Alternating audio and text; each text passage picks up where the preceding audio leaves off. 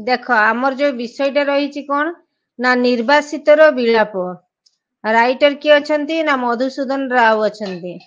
ନିର୍ବାସିତର ବିଳାପ କହିଲେ କଣ ନା ନିର୍ଜନ ଦ୍ୱୀପରେ ଯେତେବେଳେ ଗୋଟେ ନାବିକ ଯାଇକି ପହଞ୍ଚିଗଲା ତା ମନ ଭିତରେ ଯୋଉ ବିଳାପ ସୃଷ୍ଟି ହେଲା, ଯୋଉ କ୍ଷେଦ ବା ଦୁଃଖ ସୃଷ୍ଟି ହେଲା।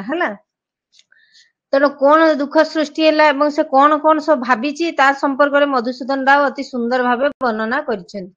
ଅଳ୍ପ ପଢେଇବି, ଭଲ ଭାବରେ ପଢେଇବି, ବୁଝିବା ପାଇଁ ଚେଷ୍ଟା କରିବ। ତେଣୁ ଏଠି କଣ କହୁଛି, ଦେଖଇ ନେତ୍ର ଯାହା ଚଉଦିଗର ସେ ସର୍ବର ଅଟଇ ମୁଁ ଅଧୀଶ୍ୱର।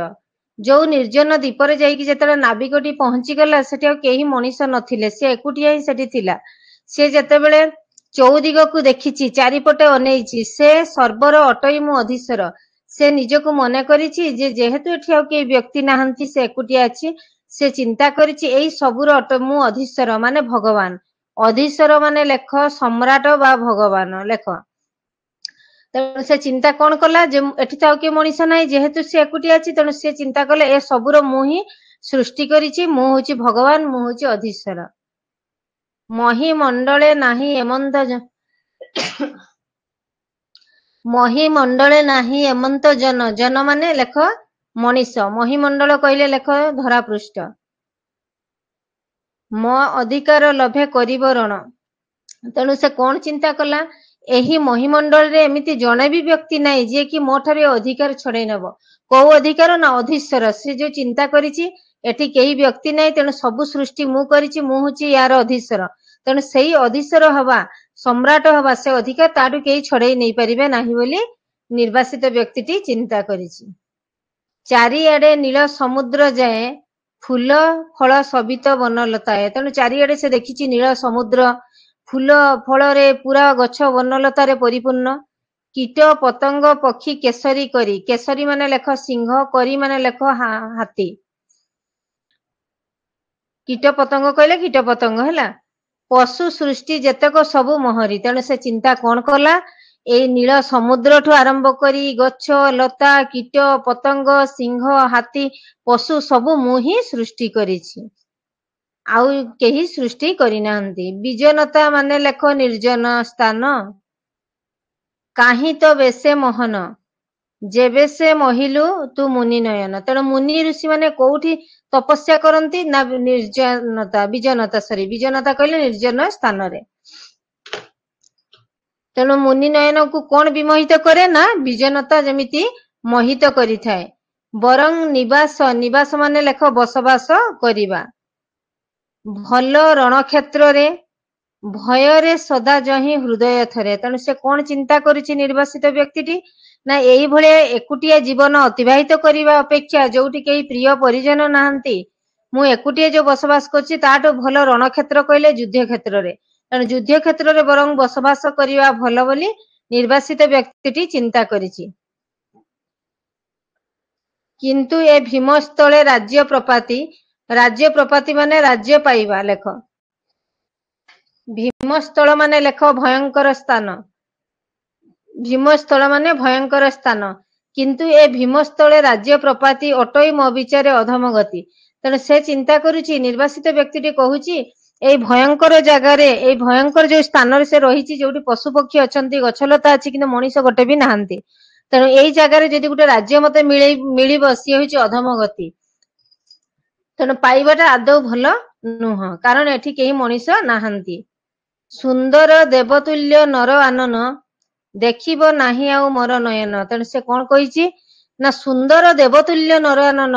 ତେଣୁ ମଣିଷ ଯୋଉ ସୃଷ୍ଟି, ଭଗବାନ ଯୋଉ ମଣିଷକୁ ତିଆରି କରିଛନ୍ତି, ଯୋଉ ମଣିଷ ସୃଷ୍ଟି ହେଇଛନ୍ତି, ମୋର ନୟନ ମାନେ ମୋ ଆଖି ଆଉ କେବେ ବି ସେମାନଙ୍କୁ ଦେଖିବା ପାଇଁ ପାଇବ ନାହିଁ। କାହିଁକି ନା ସେ ନିର୍ଜନ ସ୍ଥାନରେ ପହଞ୍ଚି ଯାଇଛି।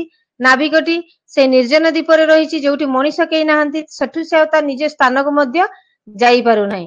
ତେଣୁ ସେ ଚିନ୍ତା କରିଛି ଯେ ଯୋଉ ମଣିଷ, ଯୋଉ ନର ଆନନ, ଯୋଉ ମଣିଷ ମାନେ ଅଛନ୍ତି, ଯୋଉମାନେ ଦେବତାଙ୍କ ଆଶୀର୍ବାଦରୁ ମଣିଷ ଜନ୍ମ ପାଇଥାନ୍ତି, ସେଇ ମଣିଷକୁ ମୁଁ ଆଉ କେବେ ଦେଖିପାରିବି ନାହିଁ।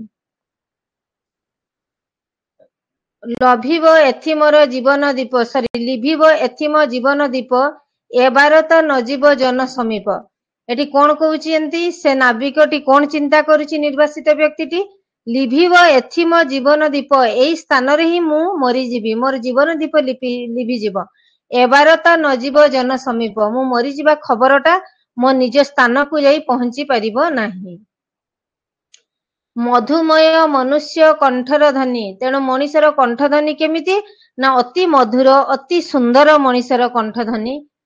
तसीब नाही आ श्रवण बेनी तसीब नाही आ श्रवण बेनी तेणु मोर आ कान को केबे भी मनीषर कंठ ध्वनि सुनिबा पई पाइबो नाही। काहींकी पाइबो नाही ना जेहेतु से निर्जन स्थान रे एकुटिया रही जाईची बसवास करूची से दीपरे के मनीष नथिले सब हाथी बाघ पशु पक्षी गछलता सब रहितिले। मकंठु शब्द जेबे हुए बाहर चमकी पड़े जेने आउ काहार। बेले बेले कौन हुए ना जेतेबेले से एकुटिया से जो निर्जन दीप रही जेतेबेले ता कंठर किछि शब्द बाहरी पड़े से चमकी पड़े जेमति आउ काहार से शब्द ता निजर शब्द सुनी से निजे मध्य कौन हुए ना चमकी पड़ी थाए। भ्रमंती चौपाशे पशु निकर नुहंती मते देखी भय कातर। तेणु भ्रमंती चौपाशे कहले चारिपटे लेख भ्रमंती चौपाशे कहले चारिपटे पशु निकर माने पशु पशु पक्षी। तेणु से कौन कहउचंती जेतेबेले ता चारिपटे पशु माने बुलंती आसिकी नुहंती मते देखी भय कातरे से माने भय भी करंती नहीं डरंती नहीं काहेकि ना से मनीषर प्रभाव केबे जानी नाहंती पशु पक्षी माने कारण सेई स्थान रे से एकुटिया ही मनीष थिला और के मनीष नथिले। जानी नाहंती केबे नर प्रभाव एणु तांकर एई अनास्था भाव। तेणु कौन पाई अनास्था भाव तांकर ना मनीषर प्रभाव नर प्रभाव किपरि से माने जानी नाहंती जोथि पई से माने अनास्था भाव करूथिले एवं सेई ता चारिपटे बुलुथिले। काही बंधुता काही प्रेम सुंदर जार प्रपाति जगु देवता नर। तेणु कुआडे गला से बंधुता से प्रेम एते सुंदर जे भगवान माने मध्य दिने दिने मनीष जन्म नेवा पई इच्छा प्रकाश करिथांती। थांता जेबे मोर विहंग पक्ष विहंग कहले माने होची चढ़ई पक्ष कहले डेणा। लंघी भीषण गिरी समुद्र बक्षे देखंती प्रियजन मुख कमल हुअंता संतापित प्राण शीतल। तेणु सेई निर्वासित व्यक्तिटी कौन चिंता करुची ना जदि मो पाखरे कौन थांता एतिकी लाइन को भल भाव बुझीब जदि मु चढ़ई हेई थांती चढ़ई भलिया मोर डेणा थांता मु उड़ी उड़ी गिरी समुद्र उड़ीकी पळेई जांती एवं मो प्रिय परिजन स्थान रे पहुंची तांकु देखिकी मोर संतापित प्राण को मु शीतल करि पारंती।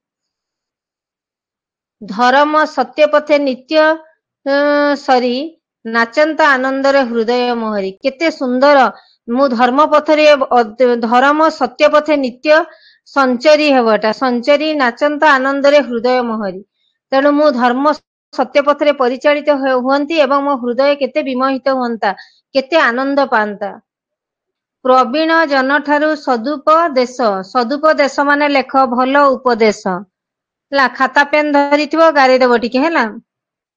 प्रवीण माने विज्ञ लभी हुअंती मु विज्ञ विशेष। एठी किए भाबुची काहार भावनाटा एइटा केवल भाबुची जो निर्वासित व्यक्तिटी जो जाइकी गोटे जलदीप रे पहुंची जाइची गोटे अन्य स्थान रे पहुंची जाइची सेठी से चिंता करूची कौन जे सेठी केही नाहंती केवल से एकुटिया अछि आ कोनोसी व्यक्ति सेठी नाहंती पशु पक्षी गछ लता गिरी पर्वत एगुडा ही सब अछि आ किछि नाही।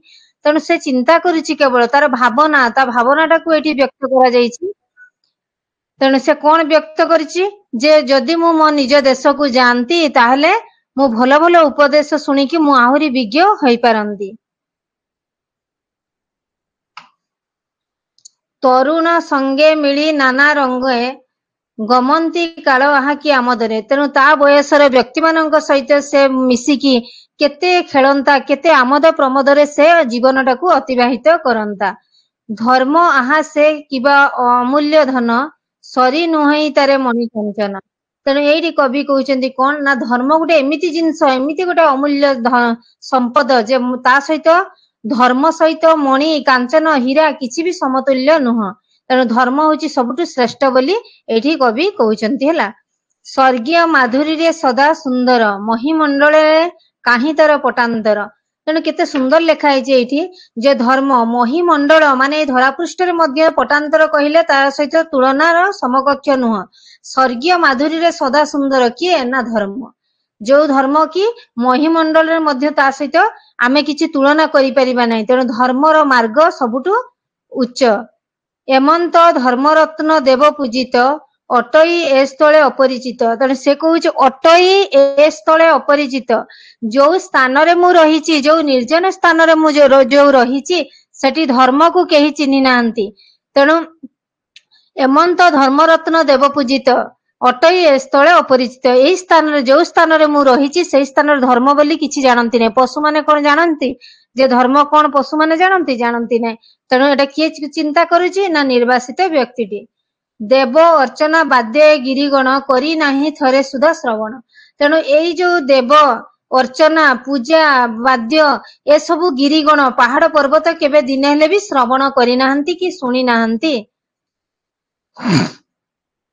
ଧର୍ମ ଉତ୍ସବ ସୁଖ ଏ ଘର ବନ, କଦାପି କରି ନାହିଁ ବାରେ ଦର୍ଶନ। ତେଣୁ ଏଇ ଯୋଉ ଘର ବନ, ଯୋଉ ଜଙ୍ଗଲ ରହିଛି, ଯୋଉ ଗଛଲତା ରହିଛନ୍ତି, ସେମାନେ ଧର୍ମକୁ କେବେ ଦେଖି ନାହାନ୍ତି। ବୃଥା ଜୀବନ ଜହି ନାହିଁ ଧର୍ମ, ପଶୁଲୀଳା ସାଧନା ମାତ୍ର କରମ। ତେଣୁ କଣ କହୁଛନ୍ତି? କୋଉ ଜୀବନଟା ବୃଥା ବୋଲି କୁହାଯାଉଛି? ଯୋଉ ଜୀବନରେ ଧର୍ମର ମହତ୍ତ୍ୱ ନାହିଁ, ଧର୍ମ ଯଦି କେହି ଜାଣିନାହାନ୍ତି, ସେଇ ଜୀବନ ହଉଛି ବୃଥା ଜୀବନ। ସେଇ ଜୀବନକୁ କାହା ସହିତ ତୁଳନା କରାଯାଇଛି? ନା ପଶୁ ସହିତ ତୁଳନା କରାଯାଇଛି। କାରଣ ପଶୁମାନେ ଧର୍ମ କିଛି ଜାଣନ୍ତି ନାହିଁ। ରେ ବାୟୁ କ୍ରୀଡ଼ନକ ମୋହିତର, କ୍ରୀଡ଼ନକ ମାନେ ଖେଳନା ଲେଖ, ମୋର ପ୍ରାର୍ଥନା ବାରେ ଶ୍ରବଣ କର। ତେଣୁ ଏଇଠି କଣ ହେଲା? ନା ଭାବ ବିହଳ ହେଇକି, ଆତ୍ମବିହଳ, ଭାବ ବିହଳ ହେଇ ପଡିଛି କିଏ? ନା ନିର୍ବାସିତ ବ୍ୟକ୍ତିଟି। ବାୟୁକୁ ମଧ୍ୟ ସେ କହିଛି, ରେ ବାୟୁ, ମୁଁ ହଉଛି ତୋର ଖେଳନା, ମୋର ପ୍ରାର୍ଥନା ବାରେ ଶ୍ରବଣ କର। ମୁଁ ଯାହା କହୁଛି ମୋ ପ୍ରାର୍ଥନା ଥରେ ଶୁଣିବା ପାଇଁ ଚେଷ୍ଟା କର। ତେଣୁ ସେ ଭାବ ବିହଳ ହେଇକି କହିଛି। କାହିଁକି? ନା ନିର୍ଜନ ସ୍ଥାନରେ ସେ ଏକୁଟିଆ ହିଁ ମଣିଷ ଅଛି, ଆଉ କେହି ସେଠି ମଣିଷ ନାହାନ୍ତି, ପଶୁ ପକ୍ଷୀ ଗଛ ଲତା। ତେଣୁ ବେଳେ ବେଳେ ନିଜ କଣ୍ଠଧ୍ୱନି ଶୁଣିକି ସେ କଣ ହୁଏ? ନା ଡରି ପଡେ ଯେ ଆଉ କାହାର ଶବ୍ଦ କି। ତେଣୁ ସେ ଭାବ ବିହଳ ହେଇକି ବାୟୁକୁ ମଧ୍ୟ କହିଛି ଯେ ମୋର ପ୍ରାର୍ଥନା ଟିକେ ଶୁଣ। କୋଉ ପ୍ରାର୍ଥନା? ବହି ଆଣ ସ୍ୱଦେଶ ସୁସମାଚାର। ତେଣୁ ପାଇବି ନାହିଁ ଆଉ ଦର୍ଶନ, ମୁଁ ଯୋଉ ଦେଶ, ମୋ ନିଜ ସ୍ଥାନକୁ ଆଉ କେବେ ଯାଇପାରିବି ନାହିଁ। ତେଣୁ ବାୟୁ, ମୁଁ ତୋର ଖେଳନା, ତୁ ଚାଲିଯା ମୋ ଦେଶକୁ, ସୁସମାଚାର ନେଇକି ଆସିବୁ ଯା, ଏବଂ ମତେ ଶୁଣେଇବୁ। ଶୁଣି ସେ ପ୍ରିୟ ବାର୍ତ୍ତାବଟା, ଏ ଭୀମ ସ୍ଥଳେ ଭାସିବ ଚିତ୍ତ ହବ ମୋର ଆନନ୍ଦ ଜଳେ। ତେଣୁ ଏଇଠି କଣ କହୁଛି? ତୋ ଠାରୁ ସଦୁପଦେଶ ଶୁଣିଲା ପରେ, ମୋ ପ୍ରିୟ ପରିଜନଙ୍କ କଥା ଶୁଣିଲା ପରେ, ମୁଁ ଏଇ ଭୀମସ୍ଥଳ, ଏଇ ଭୟଙ୍କର ସ୍ଥାନରେ ମଧ୍ୟ ଆନନ୍ଦ ଟିକେ ପାଇବି।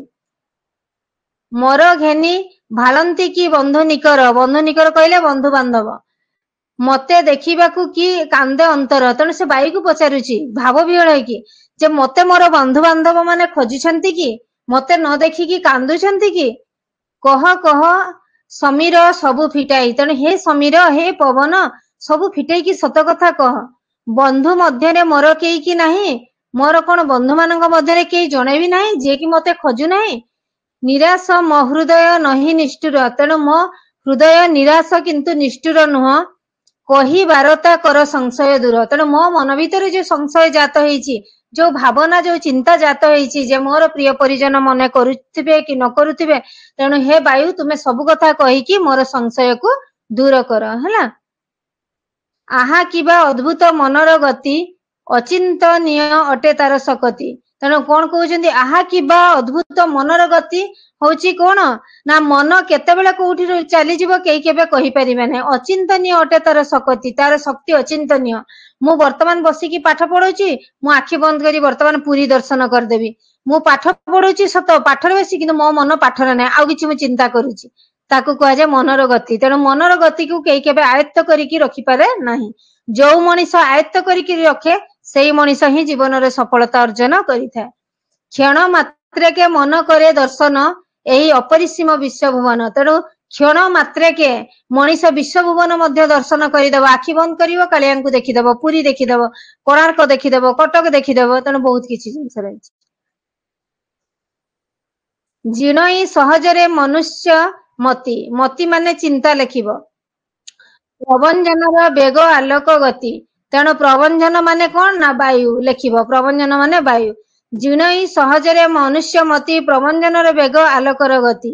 ଯେତେବେଳେ ସ୍ୱଦେଶ ପଡଇ ମନେ, ବିଚାରଇ ମୁଁ ଅଛି ନିଜ ସଦନରେ। ତେଣୁ ଯେତେବେଳେ ମୋର ସଦନ କଥା ମନେ ପଡିଯାଏ, ମୋର ଘର, ମୋର ସ୍ୱଦେଶ କଥା ମନେ ପଡିଯାଏ, ମୁଁ ସେତେବେଳେ ଭାବେ ଯେମିତି ମୁଁ ମୋ ନିଜ ସ୍ଥାନରେ ବସବାସ କରୁଛି ବା ରହିଛି। ଆତ୍ମୀୟ ବନ୍ଧୁବର୍ଗ ଚାରିଆଡେ, तांको संगे जेने मु काल हरे तेणु से कौन चिंता करुची ना आत्मीय बंधुवर्ग चारिआडे जेमती लागे ता चारिपटे तार आत्मीय बंधुवर्ग रहिचंती तांको संगते जेने मु काल हरे जेमिति तांको सहित मु मोर समय को अतिबाहित करुची किंतु पूर्व कथा कले स्मरण पूर्व माने पूर्व कथा नैराश्य सागर रे बुड़ई मन किंतु जेतेबेले मोर पछ कथा मने पड़ी जाए अतीत कथा मने पड़ी जाए पूर्व कथा मने पड़े मोर प्रिय परिजन बंधु बांधव समस्त कथा मने पड़े सेतेबेले नैराश्य सागर रे मन बुड़ी जाए मो दुख रे पुणी भांगी पड़े वृथा भावना आउ करिबी नाही भावना रे आनंद मिलई नै तेणु कोउटा वृथा भावना जो निर्जन स्थान रे से रहिची आउ सेठु से निज देश को आसी पारु नै वायु को जो भाव विहल होई प्रश्न करिची वायु कोन सतरे ता देश को जाई कि सुसमाचार आनिबो ना केवल मन रे से सेटा भाबुतिला तेणु पुणी चिंता कला वृथा भावना आउ करिबी नाही आउ मु कोनसे वृथा भाबिबी नाही भावना रे आनंद मिले नाही कारण भावना केवल भाबी कि दुख ही मिलिबो कोनसे आनंद मिलिबो नाही नीड़ कଳରେ सुप्त पक्षी निकर नीड़ कहले बसा आश्रिलेणी पशु निज गहर गहर माने गुंफा तेणु संध्या बेला बुड़ी गलानी पक्षी माने मध्य निज बसा को फेरी गलेनी एवं पशु माने मध्य निज गुंफा को चली गलेनी उपस्थित रजनी काल गंभीर रजनी कहले राति निहिबी कुटीरे एबे शरीर जेहेतु राति हे आसिलानी संध्या हे आसिलानी मु मध्य कोन करिबी जेमिति पक्षी तार बसा को फेरी जाउची पशु तार गुंफा को फेरी जाउची ठीक सेमिति से मध्य चिंता कला मोर कुटीर को मते वर्तमान जीवा पई पड़िबो अछंती सर्वस्थले जगदीश्वर सबु स्थान रे जगदीश्वर कहले ईश्वर बा भगवान भगवान सबुठारे अछंती दयामय फेडिबे दुख मोहर तेणु दयामय कौन करिवे मोर दुख को हरण करिवे मोर दुख को दूर करिवे बा मो दुख को फेडिबे ईश्वर दया हा किबा उदार तेणु ईश्वर दया होइछ अत्यंत उदारमय से समस्त दुख को शुणती एवं समस्त दुख को लाघव मध्य करती लघु करई दुखी हृदय भार तेणु भगवान कौन करती समस्त हृदय को समस्त दुख को दूर करती जनमाय संतोष मनुष्य मने मंडई हृदय राज्य शांति रतन जनमाय संतोष मनुष्य मने ये जो जीवनटा आमे पाइछु अत्यंत संतोषमय जीवन मंडई हृदय राज्य शांति रतन तेणु आमर निजको आमे शांति रत्न रे स्थापन करिवा भल चिंता करिवा एवं जोठी भी रही निर्वासित व्यक्ति चिंता करिछि मु जोठी थाए ना काहेकि मोर दुख को भगवान दूर करिवे एवं मु मध्य शांति रत्न रे मो हृदय विमंडित हबो तेने विषयटा को आज बुझाई देली भल भाव रे आज रेकर्ड क्लास रे एटा को रिपीटली सुनिबो जोठी किछि माने गुडा अछि मु एठी जगदीश्वर माने होछि भगवान बा ईश्वर दयामय फेडिबे दुख मोहर दयामय कहले ईश्वर फेडिबे दुख उदार माने कोन ना अत्यंत उदार जोटा कहंती उदार माने हृदय कमल हृदय जोटा माने गुडा भी डाकी देछि प्रवंजन माने बेग चित्त माने चिंताधारा संशय माने मनरे जात होतबा विभिन्न प्रश्न जोटा संशय भीमस्थल कहले भयंकर स्थान सुसमाचार कहले भल समाचार क्रीडनक माने खेलना किए वायुर क्रीडनक थिला ना निर्वासित व्यक्तिटी तेणु एई भलिया पिला आज एतिकी थाउ।